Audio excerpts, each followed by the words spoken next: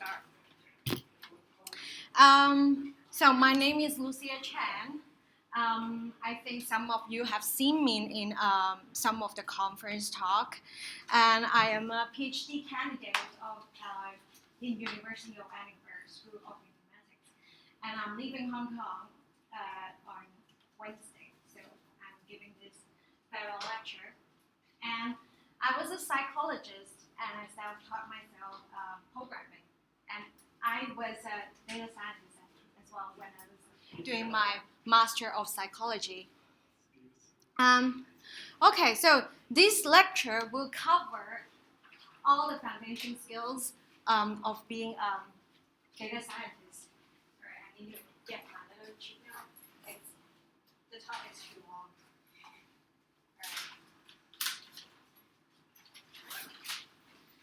All right. Okay, so I will mainly just introduce how to use R to do all the data science analysis.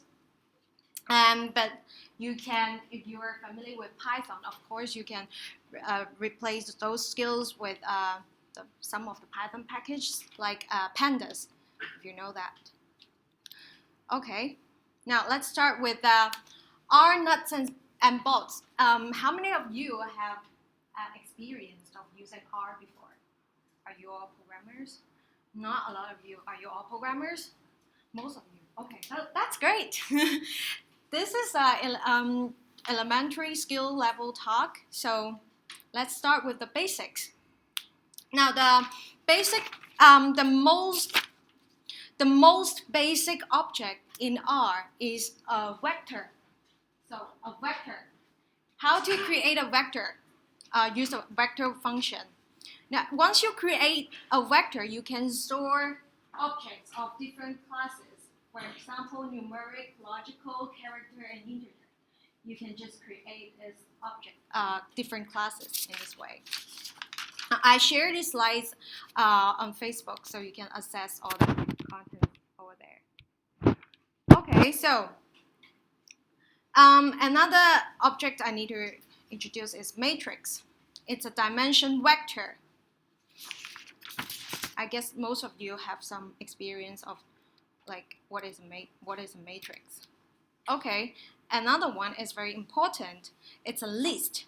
A list is a vector that can contain elements of different classes. Now, just to remind you that for vector usually only contain objects of the same class. If you want it to be different classes in the same vector, you need to create a list. For example, like this. There's a numeric, a logical, and combined. Okay, so list is very important because it can combine with various apply functions. Now you need to check the apply functions in R. It's very convenient. You don't need to always write a loop like what you do in Python. Lapply, for example, I just introduced lapply. There's sapply. Homework tonight is to search what is that sapply. It's similar to lapply. So what does lapply do? It loops over a list, iterating over each element in that list, and it applies a function to each element of the list and returns a list. So it's very convenient to just use lapply to loop through a list. Okay, now next one is vector. Vectors are used to represent categorical data and can be unordered or ordered. So a vector should be categorical. Now you can change the name of the levels. So the level names indicate the names of the category. So you can change the level names with this function easily. Okay, next one. Well, a lot of you should be familiar with data frame. It's kind of similar with matrix, but it's different. So data frame stores the tabular data. Do you know the difference between a matrix and a data frame? Any idea? I'm not asking you. And okay, so with a matrix, you can only store all the columns with the same class of objects. So if it's numeric all your matrix should be in numeric columns. But for data frame, you can store whatever classes of objects you want. You can have one column of numeric, the other column characters, etc. So to do data manipulation with a data frame, I would recommend you to use a package called dplyr. And you should do your homework tonight after the talk. What is dplyr and what are the basic commands over there? And you can also install a package called tidyverse, which contains a bunch of packages, including dplyr and ggplot and whatever. Also, reshape is very useful, and data table is very useful as well. So these are the packages for your references if you're doing data manipulation. However, if you're doing data manipulation of a matrix with Python, you can just install pandas, and that does everything. Okay, so time. Another object I need to introduce. This one is a little bit tricky. It's time and date. So why is it tricky? I'll tell later. So time and date are objects. Dates are represented by the date class, and times are represented by the post-it class.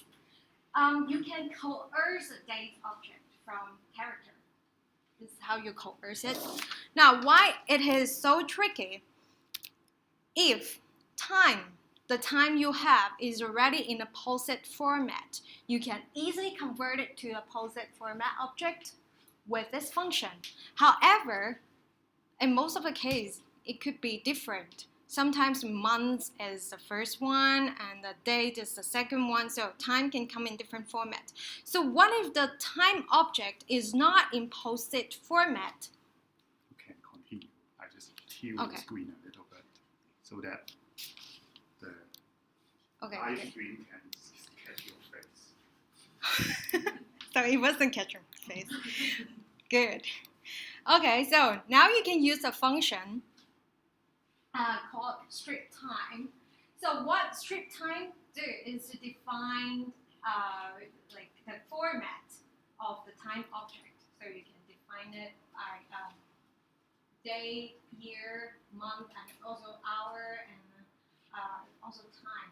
So you can define it and then convert it to a post-it object.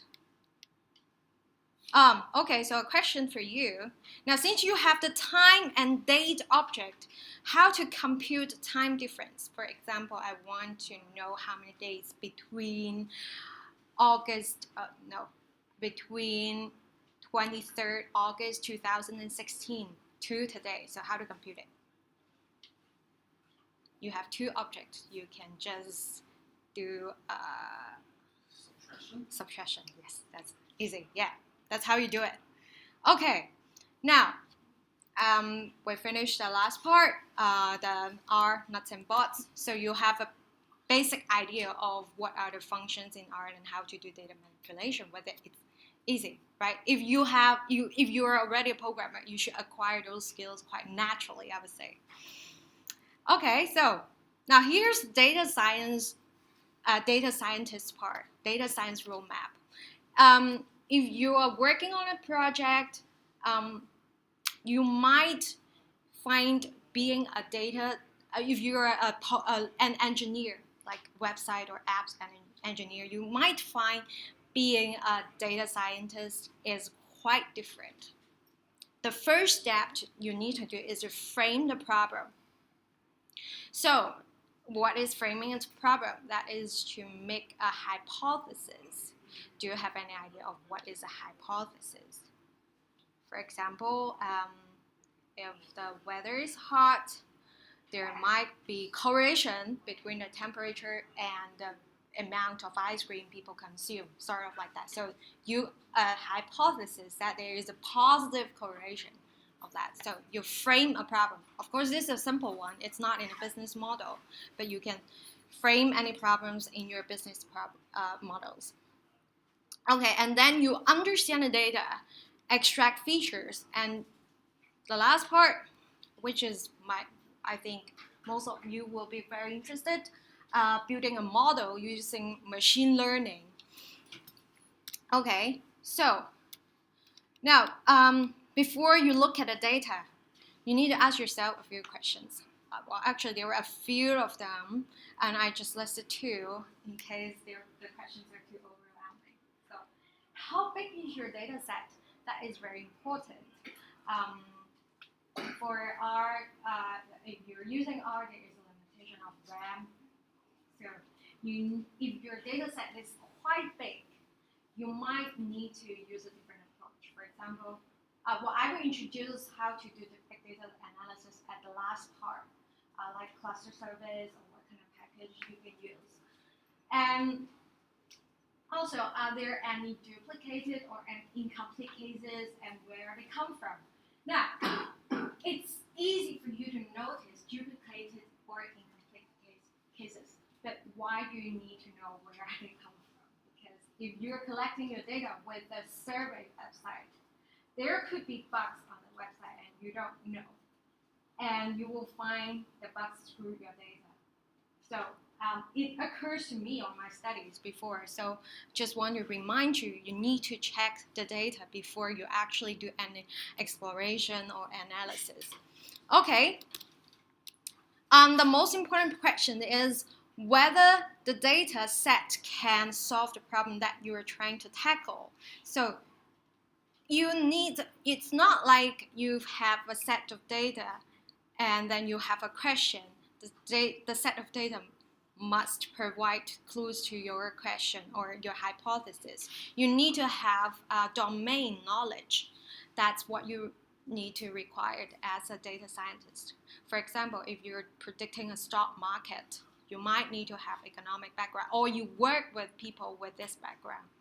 It's not like you've put whatever features in the model and the models will run out a best result for you. You need to consult some expert in the domain knowledge or yourself is an expert. Okay.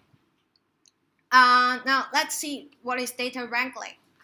The process of getting the data from its raw format into something suitable for more conventional analytics. Now, most of the data you collect is stored in some sort of database.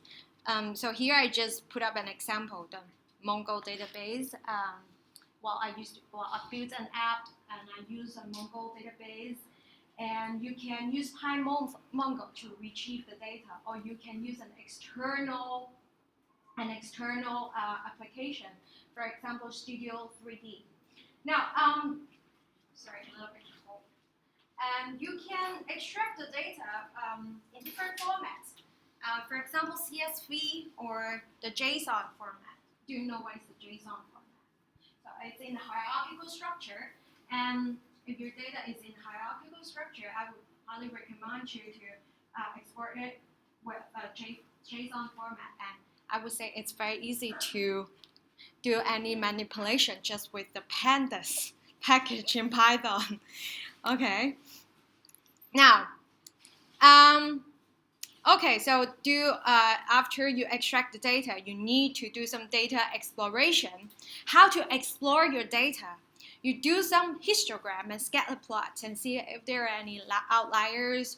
Are these numbers realistic, given what you know about the real life situation? For example, I gave you an example of the correlation between weather and the consumption of ice cream should be positive. So this is what you know about a real life situation. And then when you explore the data, you need to see whether these numbers are realistic or there could be bugs of your survey website again. Okay, take some simple questions that you already know, answer them based on this data and see if the results agree. Okay, so data cleaning. How to find out the outliers. You can do a box plot. Here shows 25 and 75 percentile and the median and some outliers in here. So it's easy to do it with a box plot. And if you're cleaning, there's one thing that will screw up your functions.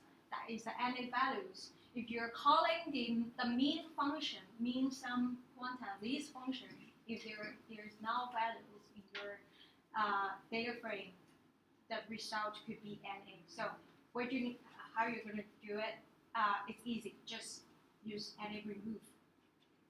And if you are not using these functions, because you can use NA remove in mean, sum, quantile, etc., standard deviation.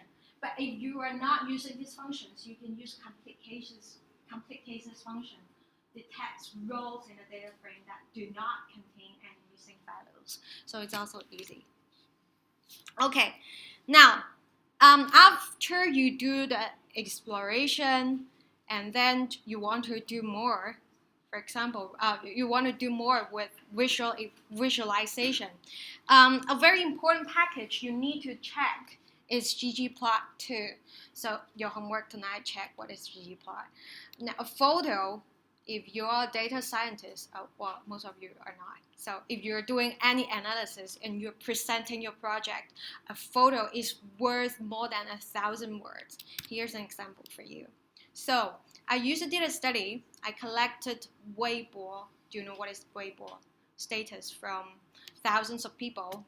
And these people also filled in a measurement scale of how depressed they are. So I would call that depression score. So they filled in the scale, and I received their agreement. They granted me the right to retrieve their data on Weibo. So here I plot their sentiment. I do a sentiment analysis on their Weibo, and then I plot their sentiment and the depression symptoms according to the date. Now 900 means it's like 900 days, 3 years, almost 3 years.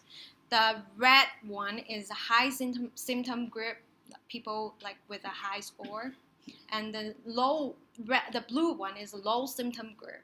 So we can see that people with high depression symptoms actually have wider range in emotion, like they can be very happy and very depressed. It's not like bipolar, but very happy and very tend to be less stable than the low symptom group, I would say. So if you have a graph here, it's easy for you to understand. Now here's the example of using ggplot. Okay, so the line plot is also very useful. Here shows depression symptoms and sentiments in both 3 years, and 3 years and 1 year. For the high symptom group and low symptom group, well, you can see that the valence is also the sentiment. The sentiment of the high symptom group is always lower than the low symptom group. So, well, people with more depression symptoms, they tend to be less happy. Okay, so you can see the 3 year also agreed with the 1 year. So they're not just depressed suddenly. Actually, they have been depressed for a long time. Well, we call that dysphoria. Okay. Now, this is the exciting part. Doing classification. Now, after you retrieve after you explore the data, now you're going to build a model to classify your data. So, machine learning. There are generally 2 categories: supervised learning and unsupervised learning. In supervised learning, your training data consists of some points and a label or target value associated with them. So there should be a label on your data. For example, you manually rated the movie reviews. The mark you rated, that is a label. So unsupervised learning means it's just raw data without any particular thing that is supposed to be predicted. Okay, so for unsupervised learning, you usually do it with like data exploration, or you want to find features in the data. Okay, before you build a model, you need to know that one big problem you will be facing is overfitting. What is overfitting? That means your results look great for the data you train them on, but they don't generalize to other data in the future. Now, how to detect that? There are 2 ways to do it. Usually, you randomly divide your data points between training and testing set. For example, you set like 70% of the data randomly withdraw from the sample as training set, and the rest of the 30% is the testing set. Now, the next one should be more accurate, and if you're doing academic, we usually use the next one. K-fold cross-validation. What is K-fold? It means you divide your data into k-fold, and then you each time you train the model on like all the folds except for one, and you use the one for testing, and you repeat this process many times. At the end, you aggregate the result. That is k-fold cross-validation. Okay, now if you find there is a problem overfitting in here, how to solve it. Here I just briefly provide some solution. You can try getting more training examples. You can try a smaller set of features. You can try a larger set of features. Now, if you are in an advanced level, you can do gradient descent, which is to plot all the models and select the best one. Okay, the best features. Now, how to select the features? This is critical. It's critical to know how to select the features. The best features are the ones that carefully reflect the thing you are studying, so you're likely going to have to bring a lot of domain expertise to your problems. That's why you need to work with expertise. Okay. Right. Now, if you are feeding a lot of features, you have a lot of features, and you don't know how to select it, you feed all of them in your model, what would happen? Now I need to introduce the curse of dimensionality. Now, what is the curse of dimensionality? Now, if you have multiple dimensions on your data set, you can see here we have 3 dimensions. The dots, the distance between the dots are actually quite far away. Imagine if they are all on the same dimension, the distance between the dots could be quite close. So why this is a problem? First of all, it's hard for you to figure the pattern if it's quite sparse. Now, if the distance is quite far away, you will say this is a sparse model. And in a sparse model, it's very difficult for you to figure out the pattern. And it takes more computational capacity to do that. And loosely speaking, a sparse statistic model is one in which only a relatively small number of parameters play an important role. For example, you can see that this is a sparse model. From this point of view, they are in a cluster. So these C and A, they might be outliers. So you tend to focus on a smaller number of parameters. So then we need to reduce the dimension. Now, one way to do that is to use principal component analysis. So every point on the x and y axis is like this. If you want to reduce it to a single dimension, you can do a principal component analysis, use this function to do that. So you don't need to know how to do the function, but you need to understand why we need to use this and how does it work. Another way is k-means clustering. So what is k-means clustering then? Now, suppose you have a data set. You randomly assign k points in this data set. K here is 3. And then you associate all the other points to the k. Okay, so then you have 3 clusters in here. And then you for each cluster, the mean move to the centroid. This is the k-means clustering. Okay, so these are two ways of reducing dimension, and there are many other ways. To save time, I just introduced two. Okay, so then you need to build a classifier. What is a classifier? It gets trained. Once it has been trained, the classifier acts as a function that takes in additional data points and outputs predicted classifications for them. Okay, so I will introduce a few classifiers that are commonly used by data scientists. The first one is this decision tree. Now, the tree structure is very simple for you to understand. There are nodes in here. For each node, you ask a question. For example, if it's a numerical node, you ask a question of whether it's above or below a threshold. And then there are child nodes that corresponding to the answer. And if it's categorical, then you ask a question of each category, and there are child nodes corresponding to the categories. Now, the problem of this model is that if you are running decision tree, you probably build a lot of trees. But it's difficult for you to control, or to find the best tree model and to control the depth and the depth of the trees. Okay, so a more commonly used model should be random forest. A random forest is a collection of decision trees, each of which is trained on a random subset of the training data and only allowed to use some random subset of features.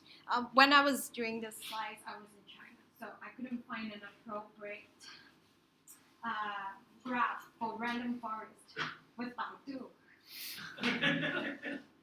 So I used the one on my previous paper. This is a model on me. I built a model to predict satisfaction with life using Facebook status update. So I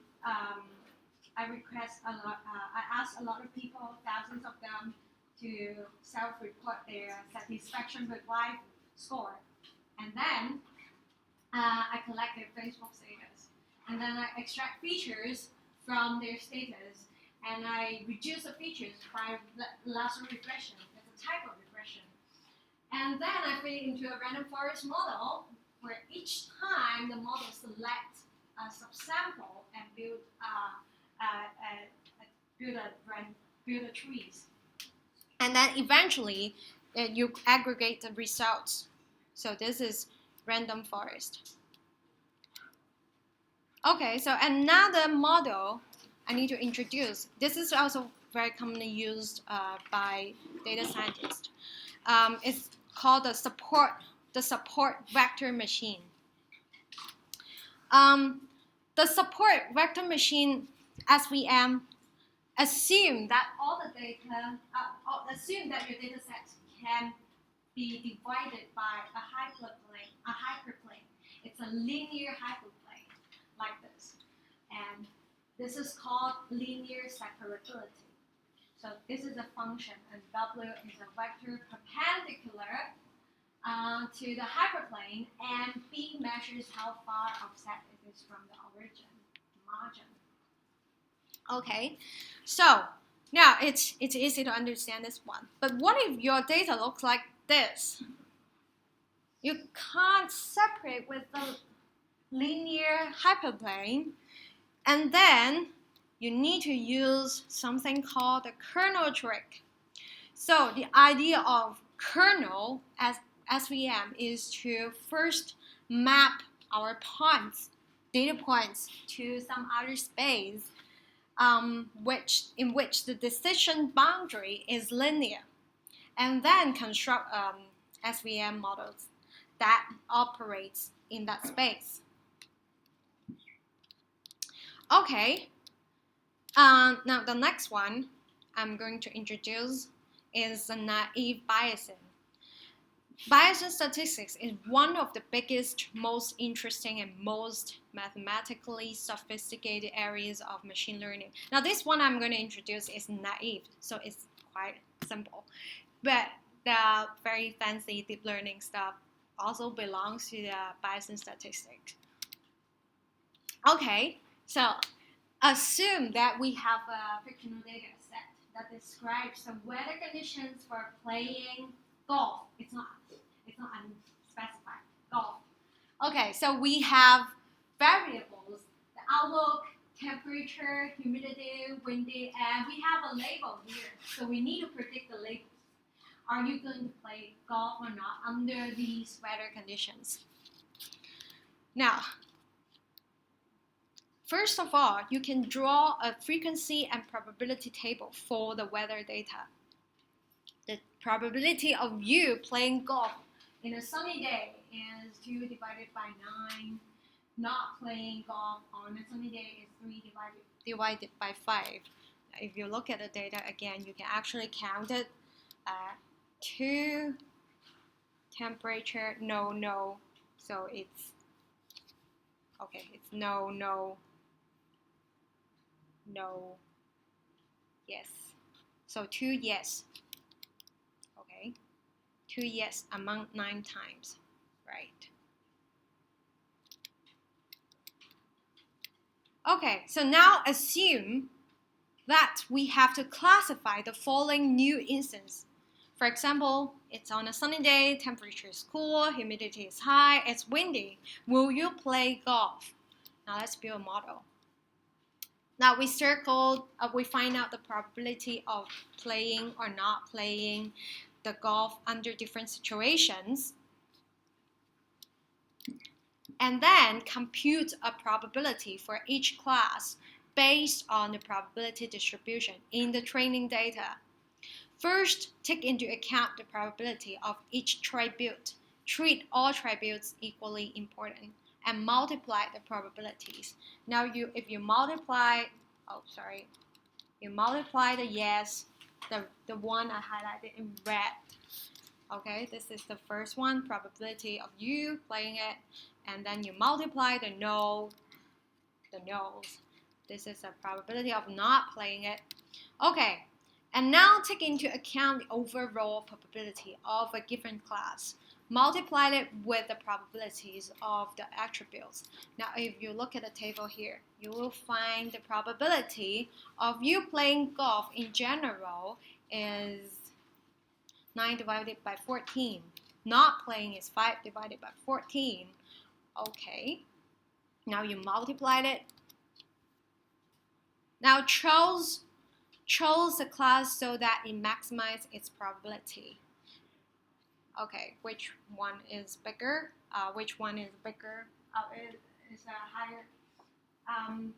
So it's a maximum probability. Now you will choose no in here. So the new instance will be classified as no. Is it confusing for you, or is it clear?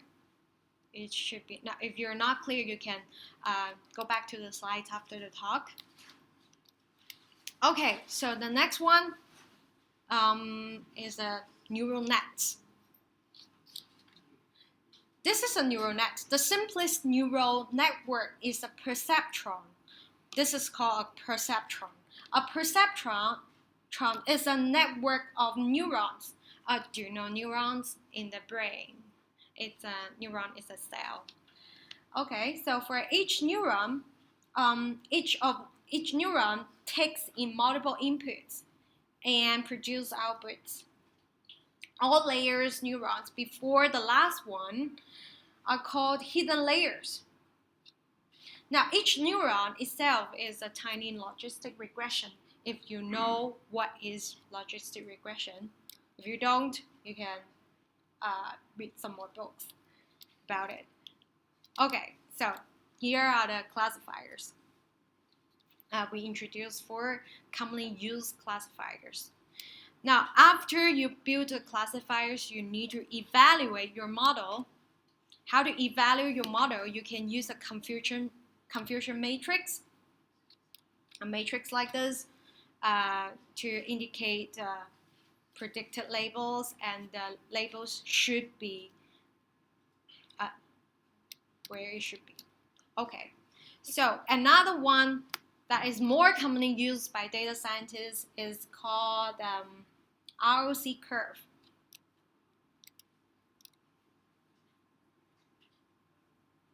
I actually have the full name of the ROC curve in the new version. This is probably not the latest one. Okay. Okay. Yeah, it's too long. Okay, so for the ROC curve, now you can see that the best models, if you plot all your models as a curve, the best model should be at the left upper corner. And any classifiers fall into this triangle is basically just useless. Okay, so a curve. The best curve should look like this with a sharp angle at the corner. And a standard way to score the curve, to see whether the curve is good or not, is to calculate the area under the curve. And a good classifier will almost fill the square and have an area, AUC, area under the curve of near 1. Okay, so, wow, that's fast. Finally, we come to the last one. Now, if I just mentioned it at the beginning, if you are doing big data analysis, you can use the cluster service provided by Amazon Web Service or Azure. I used Azure before, and they have an R server. It's very easy to use R with Azure. And you can use Google Cloud or Ali Cloud. I haven't tried it.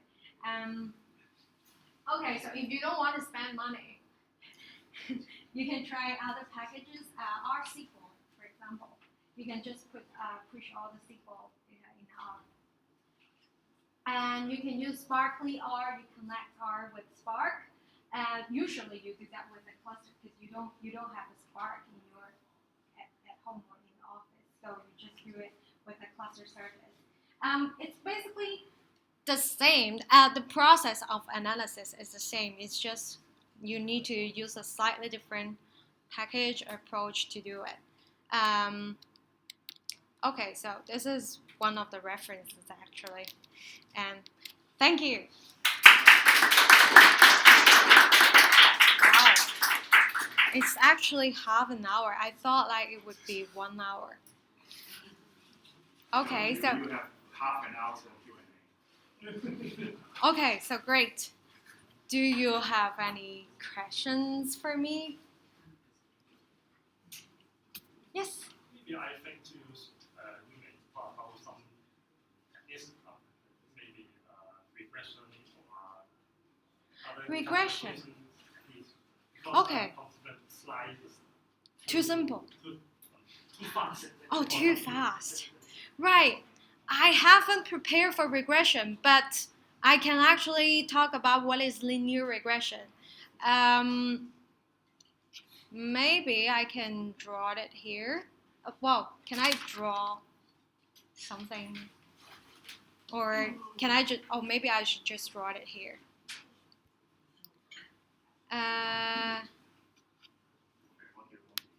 Well, I actually, is there any drawing pad that I can draw a graph? Okay. Yeah, I can just show you like the Microsoft Paint thing. As long as I can draw a XY axis, Okay. it's fine. Okay. The easiest way is to Google it. Okay.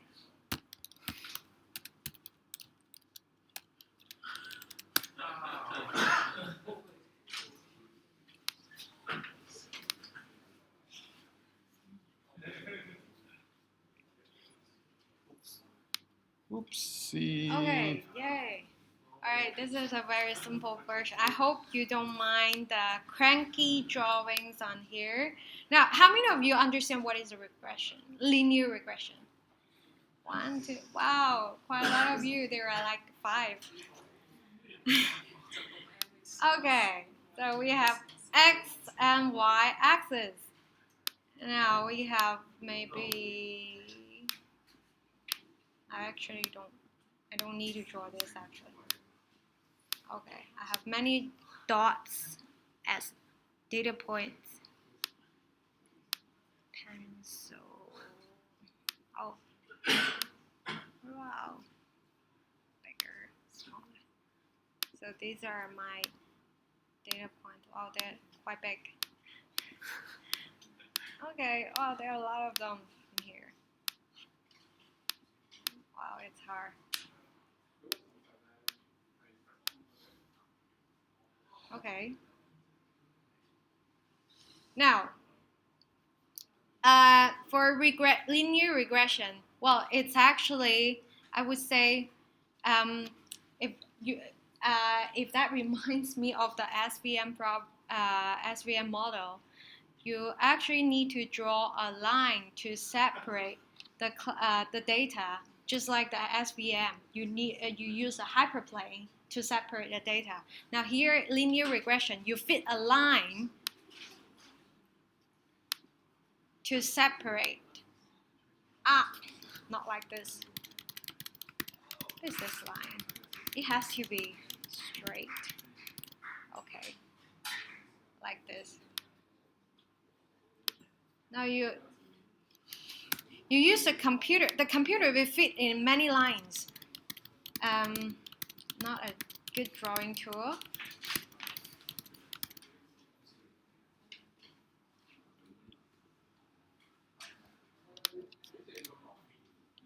Okay. So the computer will fit in many lines in here. Then if the algorithm will look for the best one. The best one should have.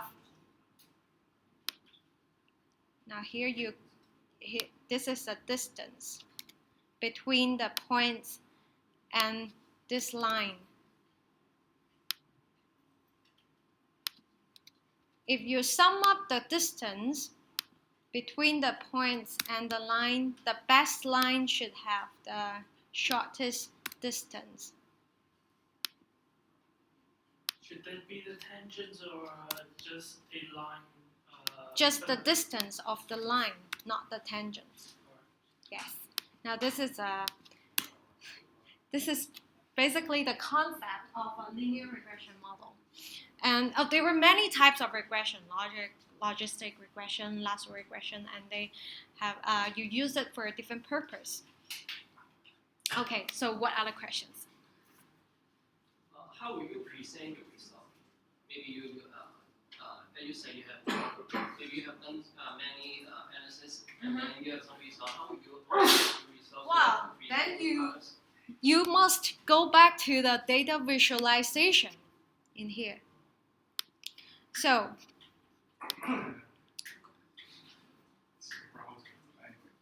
oh, it's a browser or this one.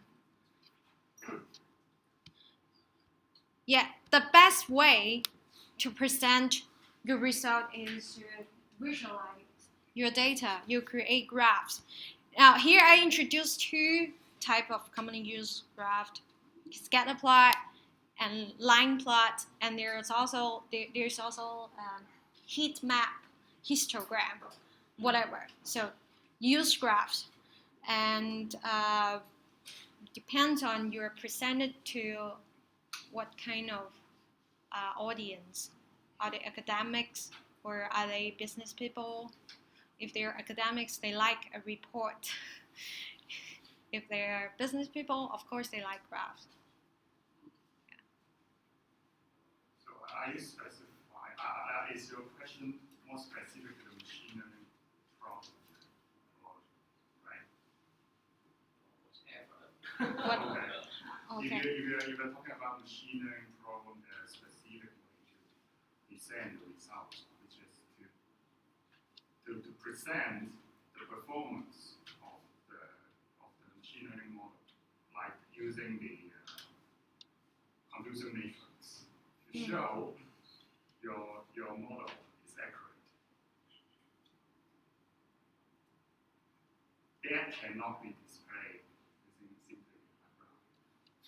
background. Or you can use a ROC curve to show how good your model is. No, I mean, during your research, maybe you analyze some source file something. You may have done so many things. Something may be useful or maybe not interested.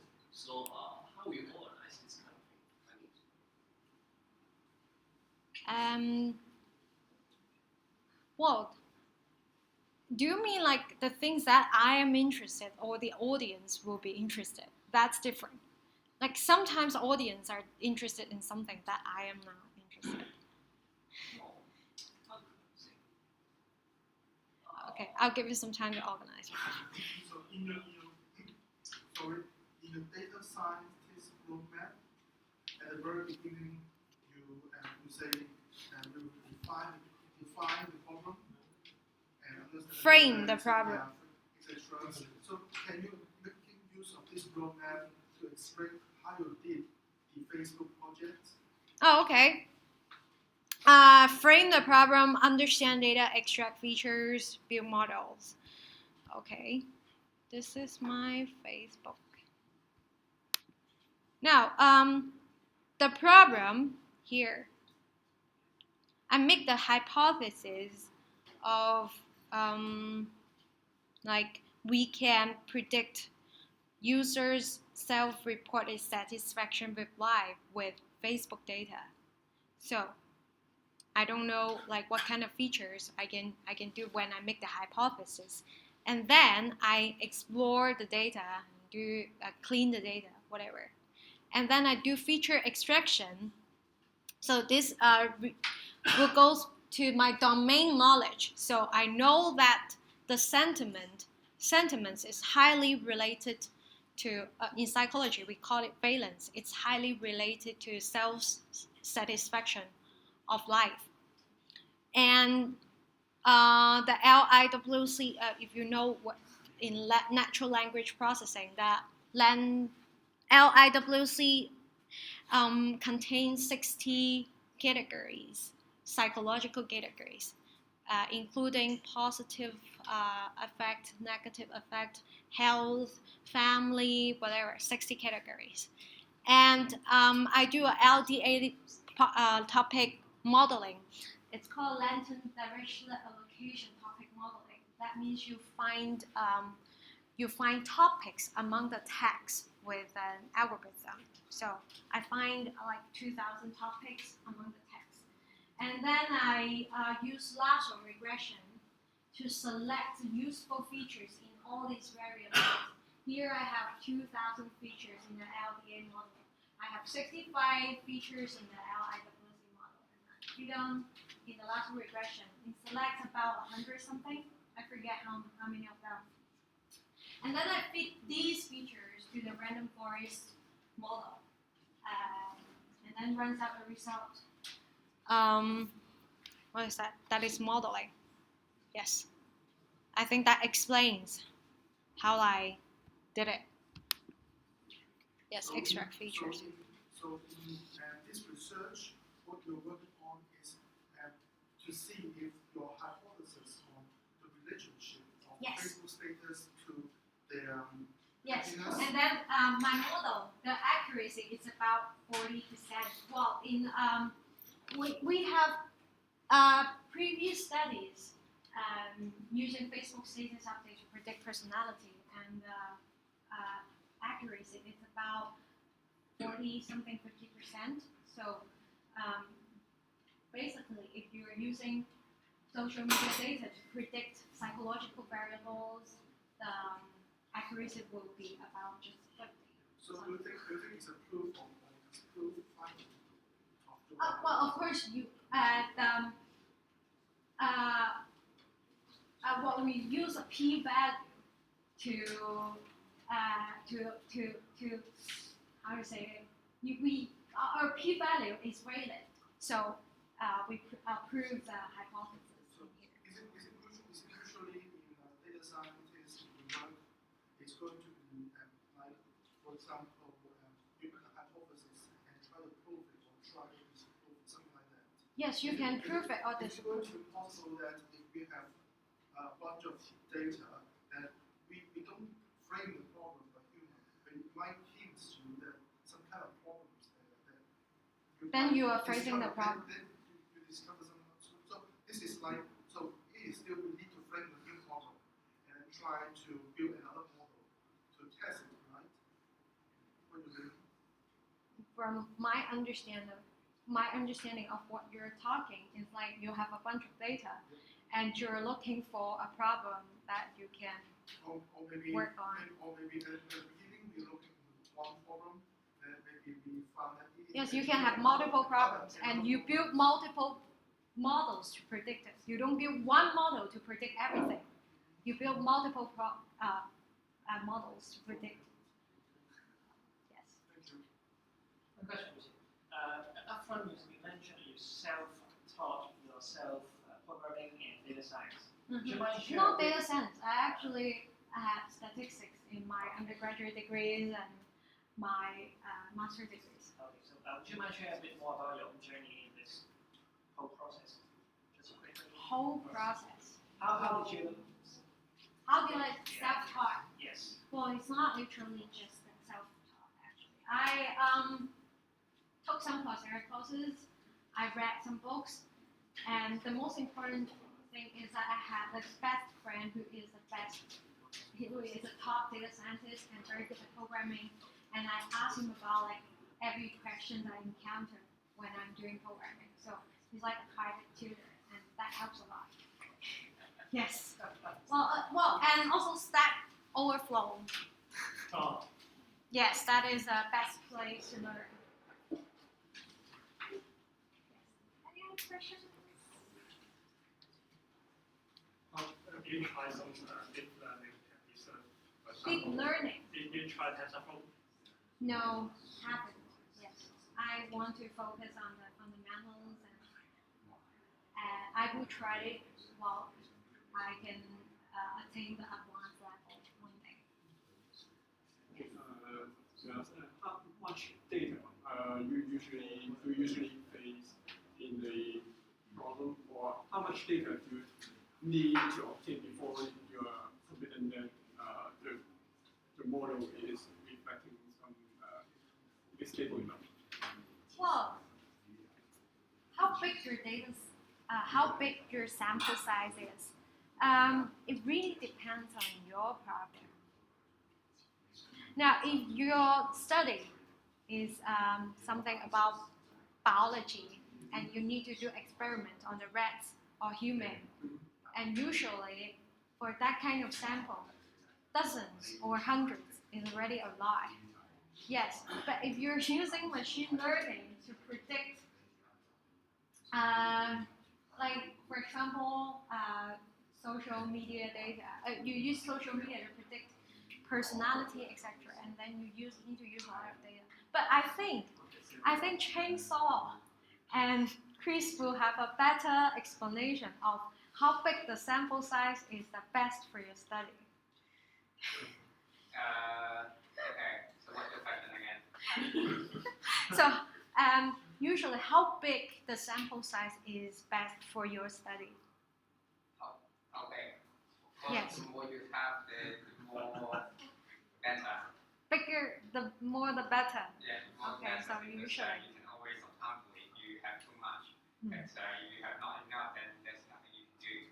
Yes, but well, if you're doing biology and some psychological testing on human being, you don't have a lot of subjects, so dozens or hundreds should be fine. No, well, if you're doing other stuff, maybe thousands, millions. For example, in your Facebook example, you have like 100 to 200 features. Yes. So you will need like a double or maybe 10-fold of people towards the number of I features. had nearly 4,000 people. 4,000 people for 200 features. Actually, well, how many features were your sample size? I think someone said that you probably need at least 10 feature questions, at least 10 observations for each feature you put in for linear regression. And now you usually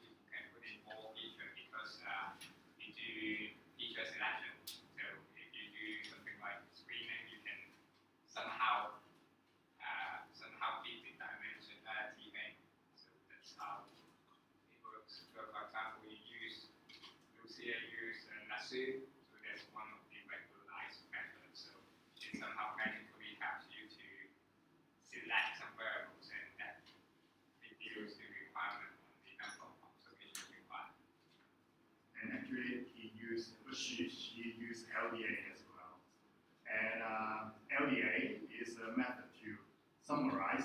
Actually, she should have a lot of terms or words in the tweets. Actually, it should be like 3,000 features, and then use LDA to combine it into topics, so that it reduce the space from the terms to the topics, and the topics should be much lower dimension than the terms space. So actually, she is trying to do the dimensionality reduction using topics more.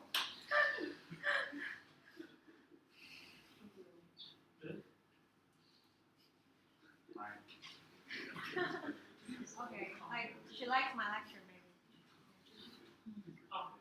One more thing, do you have a slide on big data? Big data is from your... Oh, I think so. I did a talk with Microsoft, and I demonstrated how to use a cluster service, Azure cluster service during the talk. So that is the big data analysis talk I did with you. Were you there? Okay, so maybe I can also send a link to our community. So how about, do you have any important news to announce in our group?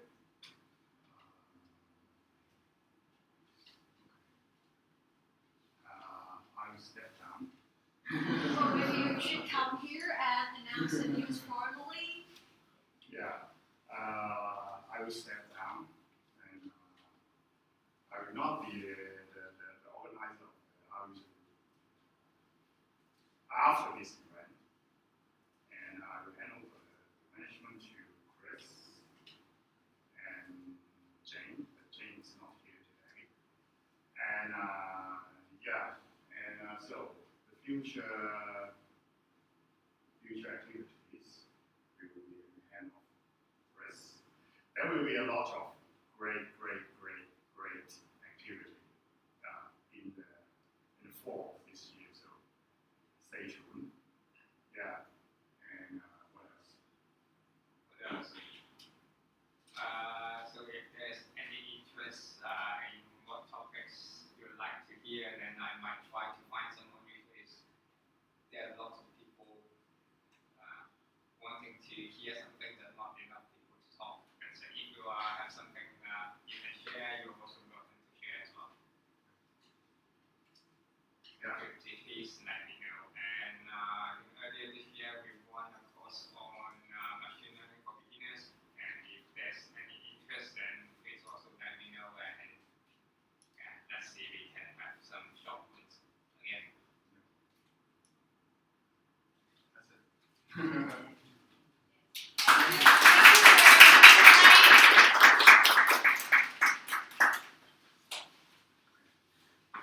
Thanks, will you give us another lecture before you go? Farewell lecture. Another lecture from me. So it's embarrassing for me to organize my own. Should we please organize your farewell lecture?